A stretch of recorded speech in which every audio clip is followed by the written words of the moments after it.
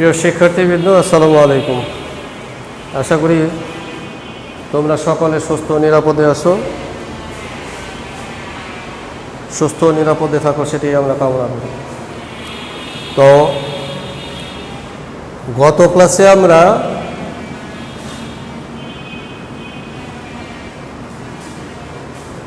রিকার্ডোর খাজনা তত্ত্ব নিয়ে আলোচনা করেছি। আজকের ক্লাসে আমরা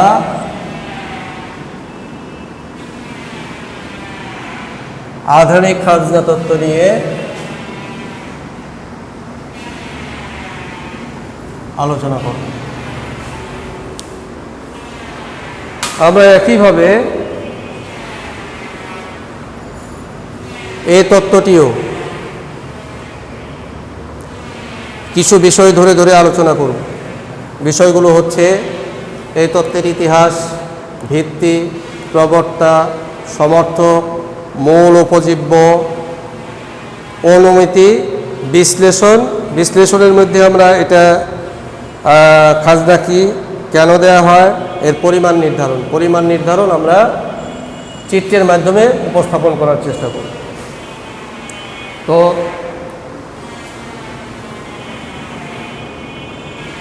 এই তত্ত্বের ইতিহাস যদি দেখি, তাহলে এই তত্ত্বটিও রিকার্ডোর খাজনা তত্ত্বের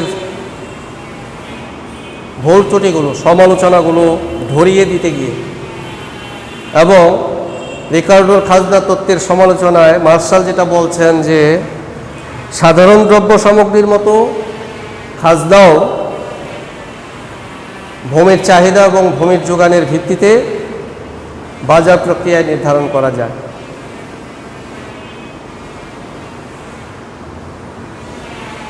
সেই হিসেবে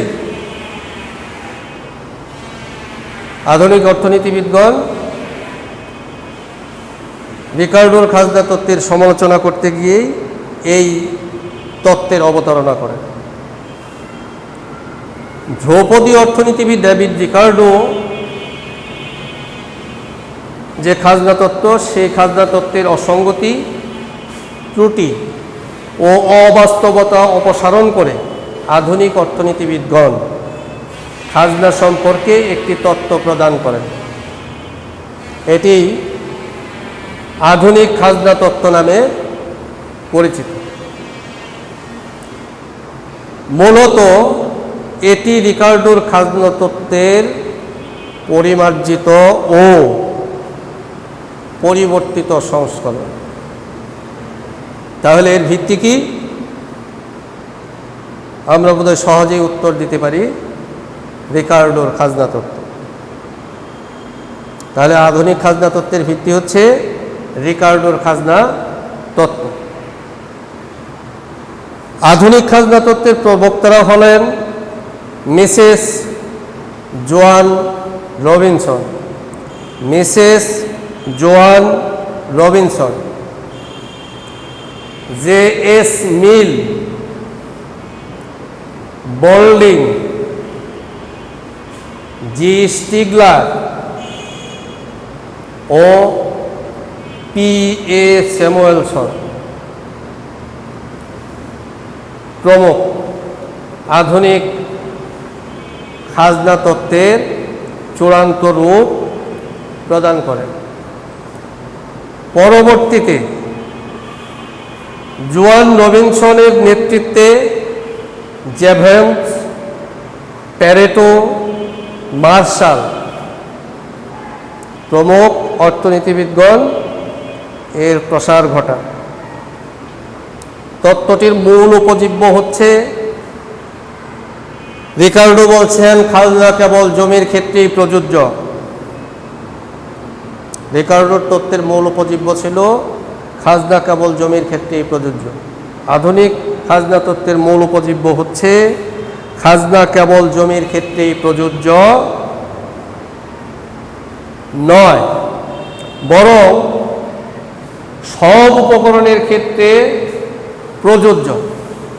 কারণ সব উপকরণের আয়ের মধ্যেই খাজনা অন্তর্ভুক্ত থাকতে পারে। হ্যাঁ, আমরা এর মূল উপজীব্য জানলাম। আর এই তত্ত্বের অনুমিতিগুলো হলো আধুনিক খাজনা তত্ত্বের অনুমিত শর্তগুলো হলো, এটিও কিছু অনুমিত শর্তের উপর প্রতিষ্ঠিত।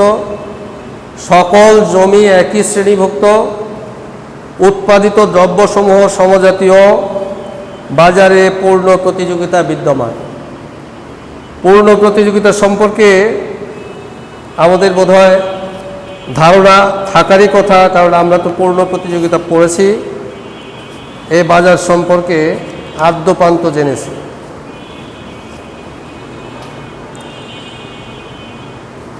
এখানে দাম সাধারণত স্থির থাকে। হ্যাঁ, এবারে আমরা এই তত্ত্বটি বিশ্লেষণ করি।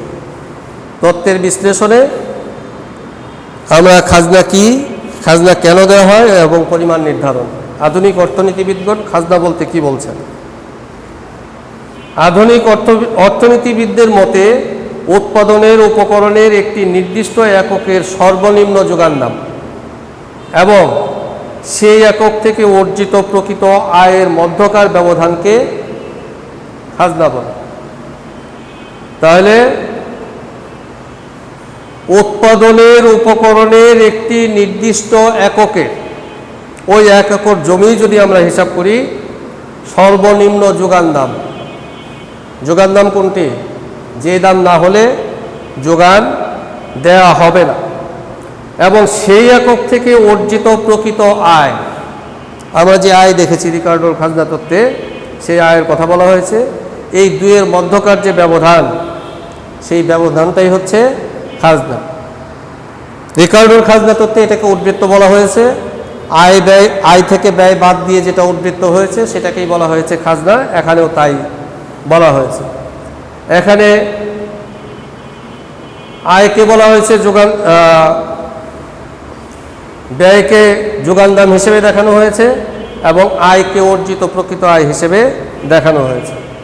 অর্থাৎ rent is a surplus which arises due to difference between actual earning and transfer earning from a unit of a factor of production. তারা আরও বলেন যে ন্যূনতম দাম ব্যতীত কোনো উপকরণ উৎপাদন কাজে নিয়োজিত থাকতে পারে না। আমি আবার বলছি, যে ন্যূনতম দাম ব্যতীত কোনো উপকরণ উৎপাদন কাজে নিয়োজিত থাকতে পারে না তাকে যোগান দাম বলে। আর প্রত্যেক অর্থনৈতিক উপকরণেরই যোগান দাম বিদ্যমান। এটা আমরা মোটামুটি আগেই বলেছি। এবারে খাজনাকে এখানে যে সূত্রের মাধ্যমে প্রকাশ করা হয়েছে সেটা হলো অর্জিত আয় বিয়োগ হলো স্থানান্তর আয়। খাজনা সূত্র দেওয়া হয়েছে এভাবে, খাজনা সমান অর্জিত আয় বিয়োগ স্থানান্তর আয়।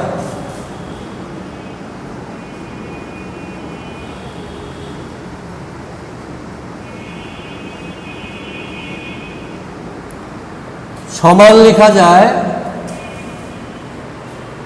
প্রকৃত আয়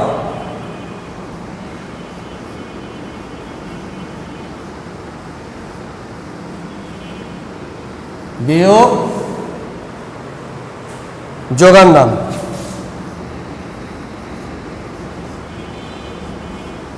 যেটা আধুনিক অর্থনীতিবিদগণ বলছেন, কি বলছেন? একটি নির্দিষ্ট এককের সর্বনিম্ন যোগান দাম এবং সেই একক থেকে অর্জিত প্রকৃত আয়ের মধ্যকার পার্থক্য, এই পার্থক্যটাই হচ্ছে খাজনা। এবারে আমরা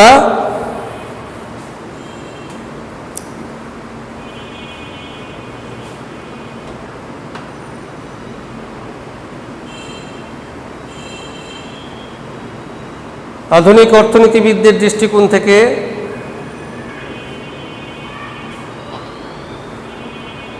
খাজনা ধারণাটি বিশ্লেষণ করার চেষ্টা করি। আধুনিক অর্থনীতিবিদগণ তাদের তত্ত্ব বিশ্লেষণের জন্য অর্থনৈতিক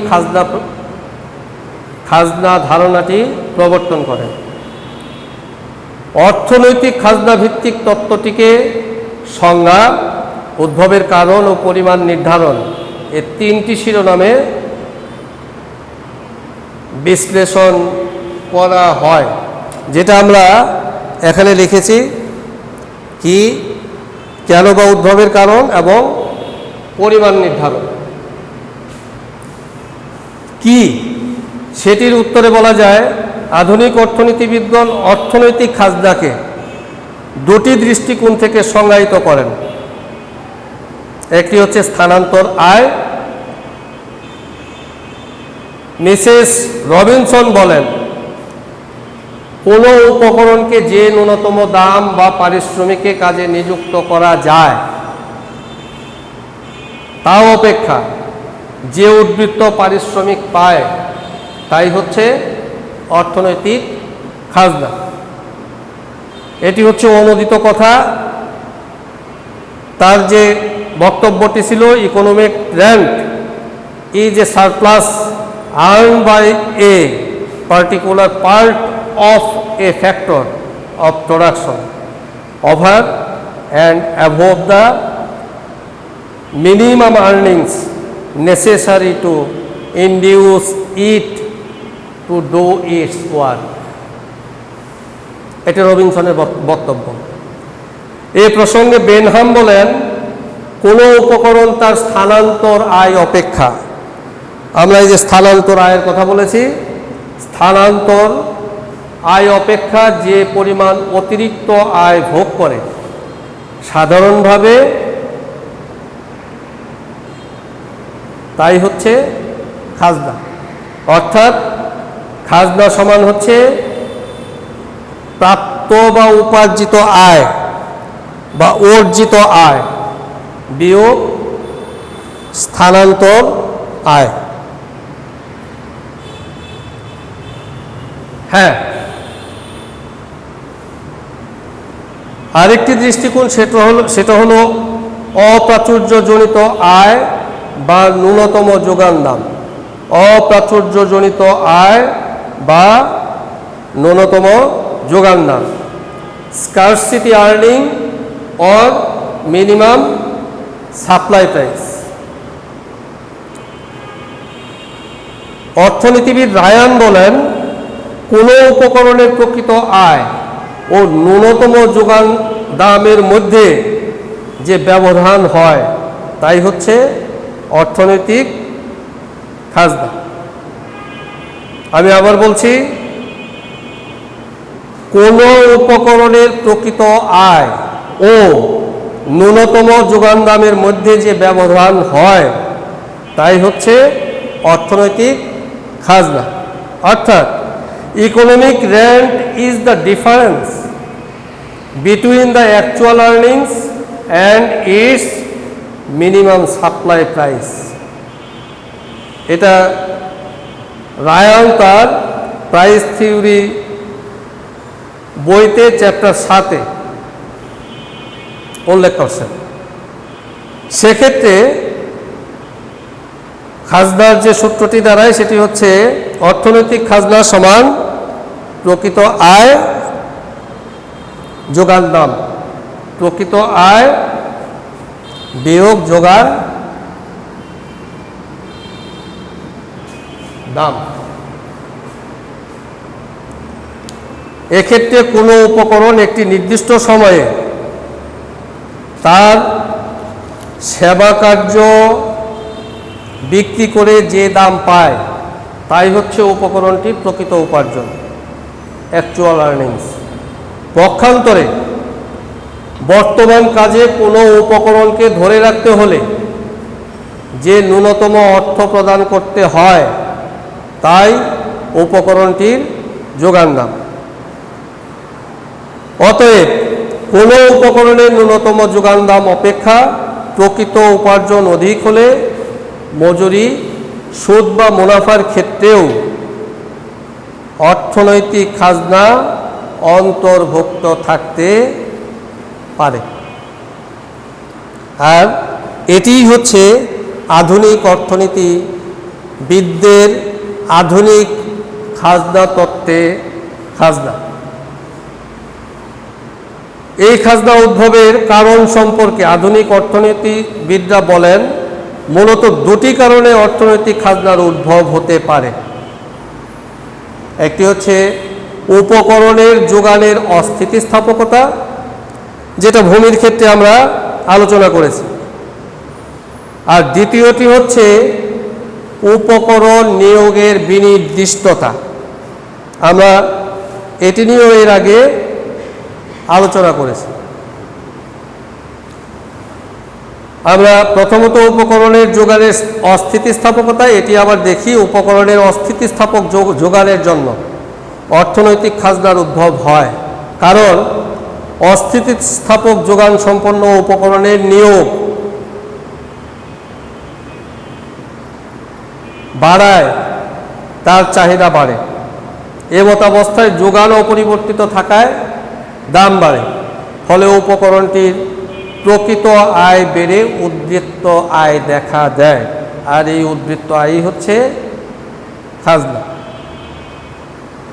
দ্বিতীয় যে কারণটির কথা বলা হয়েছে উপকরণ নিয়োগের বিনির্দিষ্টতা।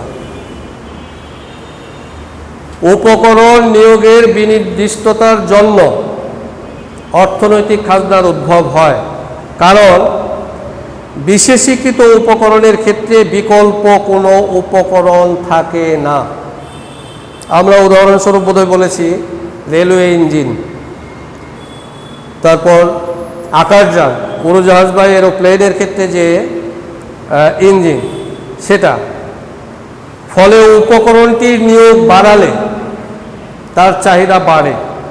এমতাবস্থায় দাম বাড়ায়, প্রকৃত আয় বেড়ে উদ্বৃত্ত দেখা দেয়, ফলে খাজনার উদ্ভব হয়। অতএব উপকরণ যোগানের অস্থিতিস্থাপকতা এবং তার নিয়োগের বিনির্দিষ্টতার কারণে খাজনার উদ্ভব হয়। এবারে আমরা পরিমাণ নির্ধারণ বিষয়টি দেখি। আধুনিক অর্থনীতিবিদদের মতে উপকরণের চাহিদা ও যোগানের মাধ্যমে প্রকৃত আয় এবং স্থানান্তর আয়ের পার্থক্য নির্ণয় করে খাজনার পরিমাণ নির্ধারণ করা হয়। প্রকৃত আয় এবং যোগান দাম বা স্থানান্তর আয়ের পার্থক্য নির্ণয় করে খাজনার পরিমাণ নির্ধারণ করা হয়। এক্ষেত্রে স্থিতিস্থাপকতার ভিন্নতার দৃষ্টিকোণ থেকে খাজনার পরিমাণ নির্ধারণ করা যায়। আমরা চিত্রে সেই স্থিতিস্থাপকতার ভিন্নতার প্রেক্ষিতে খাজনার পরিমাণ নির্ধারণ দেখব। যোগান যদি পূর্ণ অস্থিতিস্থাপক হয়, যোগান পূর্ণ স্থিতিস্থাপক, পূর্ণ স্থিতিস্থাপক, যোগান পূর্ণ স্থিতিস্থাপক হলে যোগান রেখা ভূমি অক্ষের সমান্তরাল হবে। এটা হলো পূর্ণ স্থিতিস্থাপক যোগানের ক্ষেত্রে।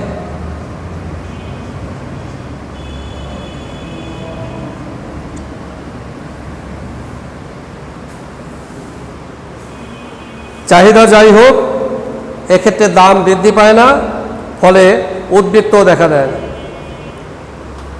তিন অংশেই চিত্র বিশ্লেষণে দেখো, প্রত্যেক অংশেই ও হচ্ছে মূলবিন্দু আমরা ভূমি অক্ষে দেখিয়েছি ভূমির পরিমাণ, আর লম্ব অক্ষে দাম। লম্ব অক্ষে দাম। এই এসএল হলো ভূমির যোগান রেখা। এই এসএল এসএল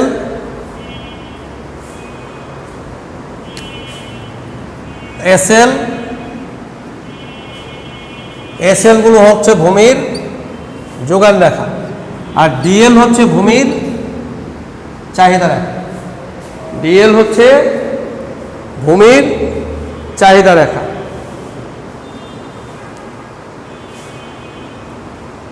চিত্রে এই চিত্রে এসএল ভূমির পূর্ণ স্থিতিস্থাপক যোগান রেখা, যেটি ভূমি অক্ষের সমান্তরাল, আর ভূমির চাহিদা রেখা হচ্ছে ডিএল। এক্ষেত্রে ও কিউএল পরিমাণ জমির প্রকৃত আয়, ও কিউএল পরিমাণ জমির প্রকৃত আয় কত? প্রকৃত আয় হচ্ছে ও কিউএল। ও কিউএল এই পরিমাণ জমি, এটি আমরা নিয়োগ করেছি। আর এর থেকে এর প্রতি এককের দাম হচ্ছে P0। কাজে এখান থেকে আমাদের আয় হচ্ছে এই ক্ষেত্রটার সমান ও P0 E0 QL0। আর এর যোগান নাম হচ্ছে এই। ফলে এখানে কোনো উদ্বৃত্তের সৃষ্টি হয় না, এবং সঙ্গত কারণেই এই জমির ক্ষেত্রে খাজনার পরিমাণ 0। এবারে যদি আমরা পূর্ণ অস্থিতিস্থাপক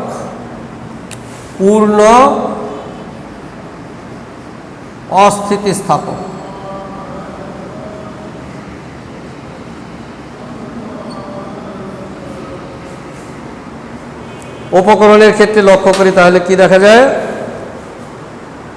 খাজনা দেখা দেয় এক্ষেত্রে, যে খাজনা হয় প্রকৃত আয়ের সমান।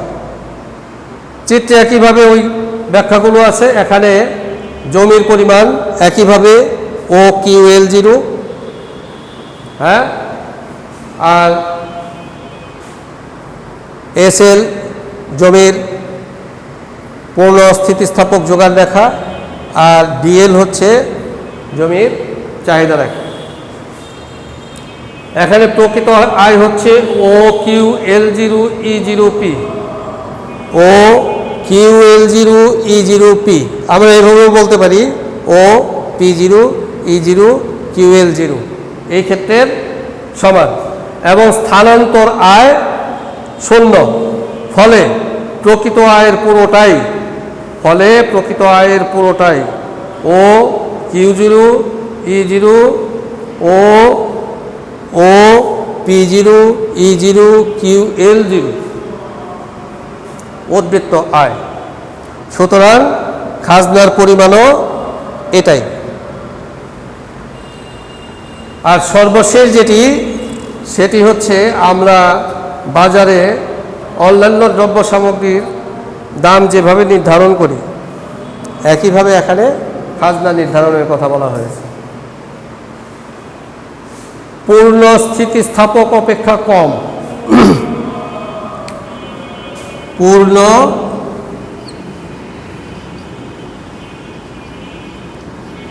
স্থিতিস্থাপক অপেক্ষা কম, সেক্ষেত্রে এটা হচ্ছে ভূমির চাহিদা রেখা, এটা হচ্ছে ভূমির যোগান রেখা। ও কিউএল পরিমাণ ভূমি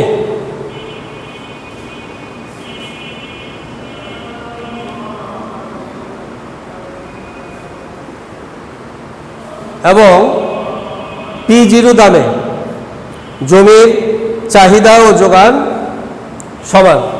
জমির চাহিদা ও যোগান সমান। কেননা আমরা বাজার অধ্যায় পড়ে জানি চাহিদা রেখা ও যোগান রেখা যে বিন্দুতে পরস্পরকে ছেদ করে সেই বিন্দুতে চাহিদা ও যোগান সমান হয়। হ্যাঁ, ফলে এই E0 বিন্দু, ওই ছেদ বিন্দুটা হচ্ছে ভারসাম্য বিন্দু। এক্ষেত্রে জমির প্রকৃত আয় একইভাবে ও P0 E0 QL0 এই ক্ষেত্রে, এবং স্থানান্তর আয় বা যোগান দাম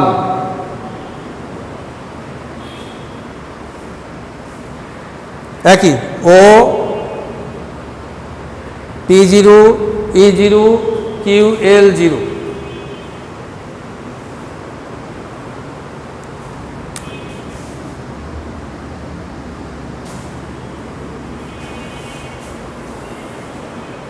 ও E0 QL0, ও E0 QL0, এটা হচ্ছে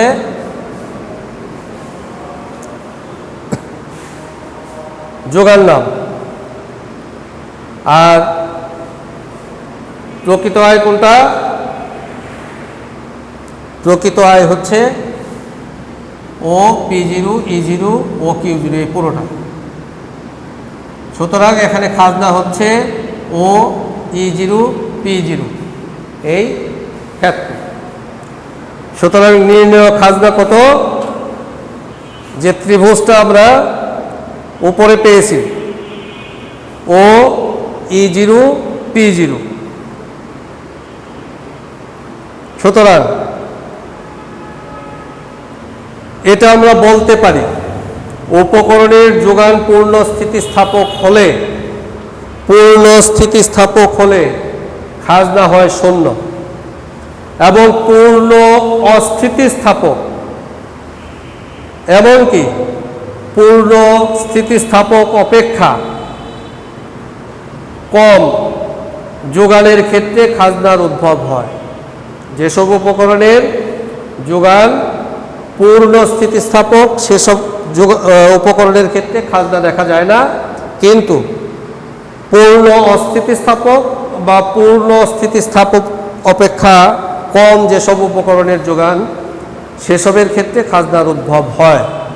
সর্বোপরি খাজনা হলো প্রকৃত আয় এবং স্থানান্তর আয় বা যোগান দামের মধ্যকার ব্যবধান। তাহলে এই হচ্ছে আধুনিক খাজনা তত্ত্ব। আশা করি তোমরা বিষয়টি বুঝতে পেরেছ। যদি কারোর কোনো সমস্যা থাকে তোমরা কমেন্টে লিখে দিও, আমি চেষ্টা করব তোমাদের সেই সমস্যা দূর করতে। তোমরা সকলে ভালো থাকো, সুস্থ থাকো, নিরাপদে থাকো। আল্লাহ হাফেজ।